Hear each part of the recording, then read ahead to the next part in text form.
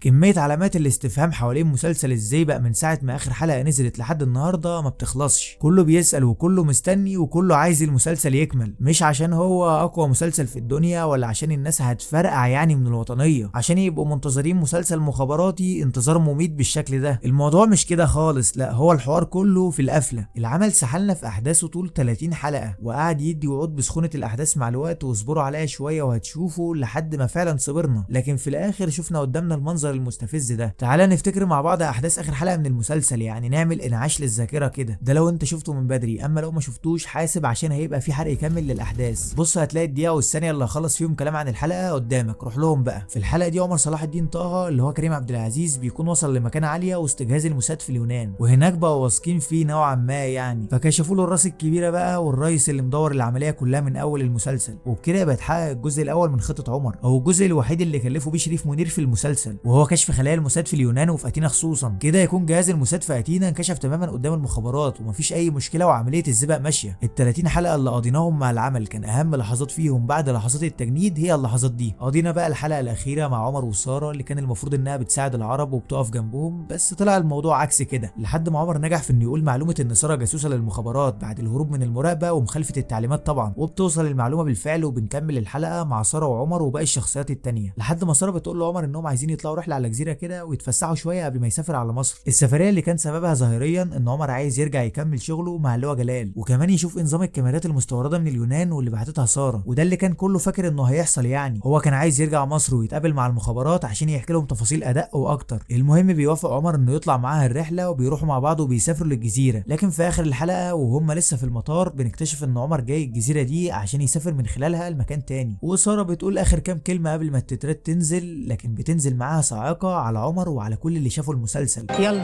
عشان يا دوب تلحق طيارتك، انت دلوقتي رايح تل ابيب.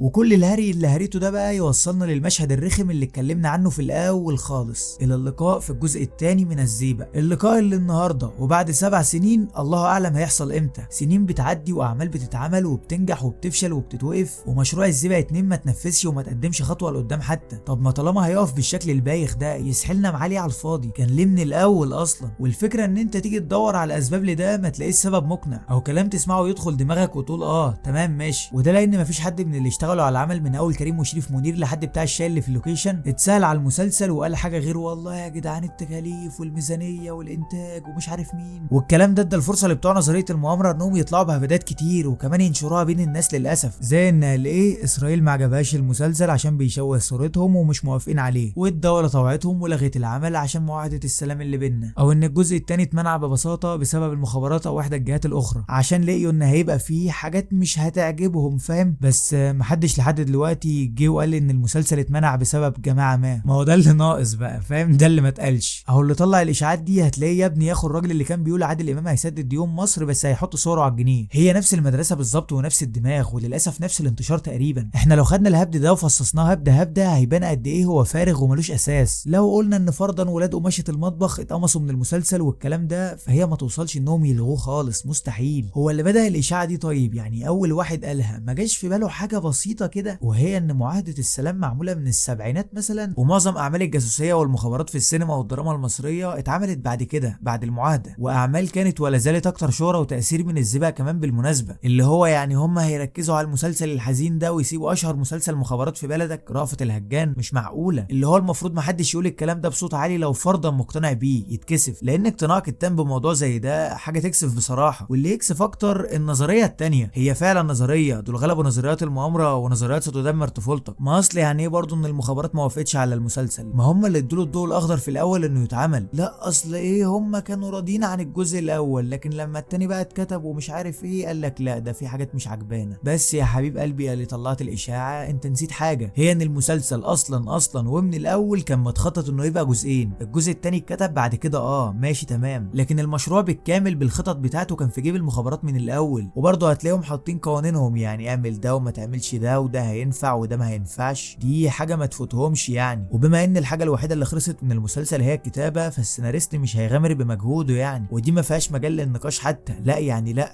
انتهى، مش هيقول مثلا احط الحاجه الفلانيه طب هتعدي طب مش لا خلاص. واكيد برضه هم لما وافقوا على المشروع بالكامل، ما قالكش يا عم عدي الجزء الاول ولما يجي التاني ربك يحلها. اكيد الحوار مش تمشي بشويه احترافيه عن كده برضه. طب نتكلم مثلا في السبب المعلن ونمشي وراهم للاخر. مفيش فلوس، الميزانيه ضخمه والعمل محتاج مصاريف. طب المسلسل معمول سنه 2017، يعني قبل تاسيس الشركه المتحده اللي بتنتج كل اعمال الموسم في كل سنه، والمتحده معروفه تبع مين؟ يعني زيتنا في دقيقنا بقى، ما ننتج ونصرف. وبعدين انت لو حسبت نسب مشاهدات المسلسلات الوطنيه او اللي بيقولوا عليها كده اخر كام سنه، هتلاقيها ما بتتشافش. ايوه ما بتتشافش وما بتجيبش وما بتنجحش، الكلام ده واضح للكل، انا ما جبتش التايهه. عدى 5 سنين على بدايه موضه المسلسل ولا المسلسلين اللي بيتعملوا في حب الوطن كل سنه، ومفيش ولا مسلسل منهم وصل لنص شعبيه ولا جماهيريه الزيبق ولا ربعهم حتى، ولا حد من اللي شافوها رجعوا لها تاني ان كانوا كملوها اولاني اصلا. ولو حصلت معجزه والمسلسل بقى ترند والناس رجعت تتكلم عنه، دي مش بتبقى حاجه حلوه، لانهم بيبقوا واخدين العمل سف ومحتوى، فببساطه المسلسل ما بيتاخدش بجديه. على عكس مين بقى بالظبط؟ الزيبق، اللي يعتبر اهم مسلسل وطني في الالفيه لحد النهارده، واكتر عمل مخابراتي نجح وسمع مع الناس بعد الهجان والشوان، وطبعا وبلا شك العمل الوطني المخابراتي الاول اللي عرف يجذب الاجيال الجديده، او خلينا نقول الفئه من الاجيال الجديده اللي ما بتشوفش اعمال قديمه. من وجهه نظري الزيبق نجح وكسر الدنيا لانه رجع الاعمال الوطنيه للقماشه اللي بتاكل مع المشاهد، واللي دايما كانت بتشد الناس لاي عمل وطني اساسا، سكه الصراع العربي الاسرائيلي، جانب الشر اللي بيبقى عدو متفق عليه من الكل، واللي لو شتمته وواجهت له اي اهانه حتى لو محشوره، حتى لو مش في السياق اصلا، محدش هيعترض. لان السياق ايه اصلا؟ هو انت محتاج سياق؟ خد راحتك يا راجل، ادي جامد، لان الناس بتكره العدو ده كده رباني خلقه، فاهم؟ يعني مش هتحتاج تحزق بكل الطرق الممكنه عشان تطلعه شرير ووحش وتكره الناس فيه. انت بس خلي الممثل اللي معاك ينطق ويقول التحاليل المتعارف عليها، وانت هتلاقي جاله تهديدات بالاغتيال. لا هتحتاجه يبرق ولا يزوم ولا يربي دقن ولا يكفر في الناس حد واربع ولا اي حاجه. الموضوع كله بس محتاج 5 حروف اولهم شين. שלום.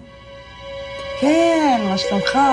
وخلي بالك برضو الموضوع ده بينجح جدا وبيجيب مع الناس ايه كده. على كلام صانع المحتوى محمود مهدي، ده اكتر مسلسل عنده قاعده جماهيريه شافه في حياته. على ايامنا احنا رأفت الهجان، والله لو كان في كاميرات تصور كنتوا تشوفوا حاجه ما اعتقدش ان في مسلسل تاني على وجه الارض ممكن يكون كان وصل للناس بيها. والراجل ده تقريبا عصر كل المسلسلات العالميه المشهوره من اول ما اتعرضت لحد ما انتهت، فانه ما يبهروش في كل دول غير جماهيريه رأفت الهجان، دي حاجه تبين قد ايه الموضوع ما كانش طبيعي. وعلى فكره الهجان مر بنفس الحوار اللي حصل مع الزيبق، وجزء من الاجزاء المكمله ليه اتاخر على الناس برضه، وده حصل بين الجزء الثاني والثالث، واللي كان الفرق بينهم 2 سنين كاملين. ولما اتعرض الثالث الناس ما كانوش مصدقين ان اخيرا ده هيحصل. 2 سنين دول بتسموهم انتظار، امال احنا نعمل ايه؟ 7 سنين مصير المسلسل فيهم مجهول ومحدش عارف هيكمل اصلا ولا لا. مده من كتر ما هي كبيره قضت على العمل، لان الثاني لو جه اتعمل، لو ده حصل يعني مستحيل يبقى زي اول جزء، وده لاسباب كتير، منها ان كريم عبد العزيز مثلا كبر على الدور، ما شاء الله داخل على ال50 دلوقتي، فبقى مش مناسب للمرحله العمريه اللي فيها الشخصيه واللي هي تلاتينات في المسلسل. هيجي حد يقول لي طب ما تقنيات تصغير السن مفيش اكتر منها، مش كيمياء هي يا عم؟ ما نفع مع الباتشينو ودينيرو اللي هم تمانينات، هتيجي على الصغنن اللي عنده 50 سنه؟ انت بتضايقها ليه؟ مش حته تريق والله، هفهمك اهو. اولا كده وفتح كلام، الموضوع هيبقى مكلف. انت هتمشي واحد بتقنيه تصغير سن 30 حلقه، مش مشهد عابر، لا ده من الجلده للجلده، فالميزانيه هتضرب منك. دول عملوها في فيلم صرفوا عليها قد كده، هيحصل فيك انت ايه؟ ده من كتر ما الموضوع مكلف ما عملوش في جعفر العمده وجابوا فلتر سناب شات مكانه. ده غير ان في احتمال مش قليل انها تطلع مش كويسه، ما اكتر اخطاء CGI، فيمكن يطلع شكلها غريب وعبيط كمان، والناس تستلم العمل سف. بس نفترض حسن النيه بانها ممكن اذ ربما يعني تطلع حلوه. برضو الشكل مش كل حاجه، يعني ما اعتقدش كريم هيعرف يجيب الشخصيه زي ما كان بيعملها ساعتها، لانه اتخطى المرحله دي من بدري. جو الشاب الجامد الحرك اللي بيسلك في اي حاجه ده كان نهايته مع كريم في الزيبق او بعده بشويه، وبعد كده عمل تغيير ونقله ملحوظين جدا في الادوار اللي بيعملها. تغيير وصل الراجل ده اللي بيعمل حسن زكي وحسن ابو العلا انه يعمل حسن الصباح. عندك مثلا فيلم كيرة والجن، ليه كريم عبد العزيز ما عملش دور كيرة؟ هو بشكل ما شبه ادواره وهو صغير يعني، فما كناش هنحس بغرابه، عشان ببساطه هو اختار انه يشتغل على نقطه الكاريزما اكتر. فهتلاقي مثلا مش من ابطال ولاد رزق، مش من العيال اللي هم قلبين الدنيا دول واسود الارض وبتاع، لكن لما بيظهر ويدخل في العالم بتاعهم لا بيدخل بتقله، وبيبقى مش محتاج غير انه يقول اسمه بس عشان يزرع الرعب في قلب العيال دي، ويبين لك ان الراجل اللي جاي عشان يقلب الدنيا علي قلبينها. انا سلطان الغول.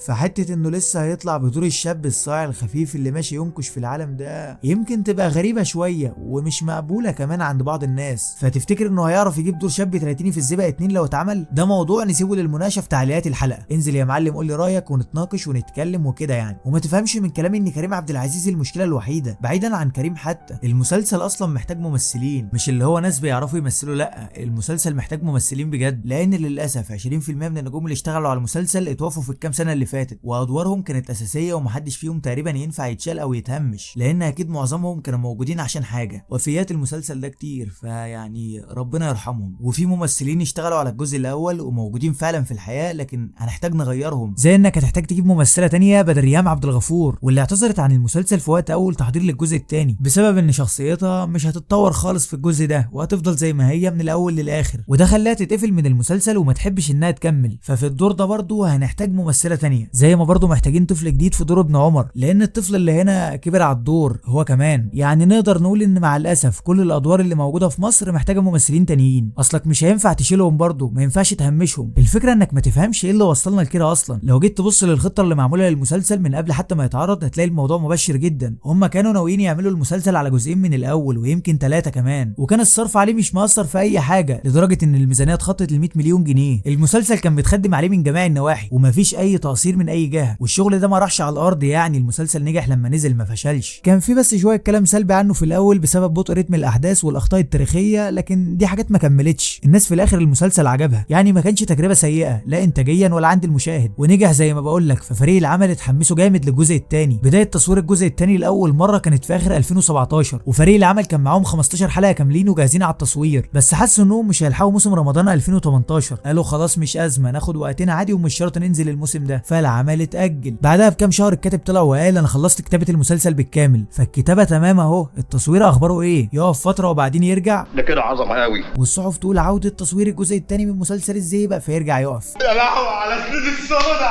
يبدا يتفركش. فضلنا في كده 2018 كلها لحد ما اللي بيشتغلوا عليه نسيوه تقريبا، وكريم برضو انشغل باعمال تانية، وبقى ولا حد مركز مع المسلسل خالص ولا حد مهتم. جت بقى احداث كورونا وحاله الطوارئ والجو ده بعذر جديد للمسلسل، ما كانوش هيعرفوا يسافروا، والمسلسل اصلا قايم على السفر، فالمشروع اتركن، وكان ركن مبرر يعني. طلعنا من الكلام ده بعدها بشويه، ولما الدنيا بدات تفك 100% قلنا خلاص بقى اكيد هيرجعوا يشتغلوا على الزيبق، اكيد صح. ولقينا في وشنا البوستر ده، قلنا ماشي قدر الله ما شاء فعل، امر واقع، هنعمل ايه؟ اكيد السنه الجايه. جينا السنه الجايه لقينا ده. الموسم اللي بعده لقينا كريم عبد العزيز مش مشارك باي عمل جديد. قلنا ماشي اكيد بياخد استراحه من كل ده، وهو الموسم اللي جاي خلاص رسميا. بنعمل الحشاشين حسن الصباح. كبير الحشاشين. كبير الحشاشين.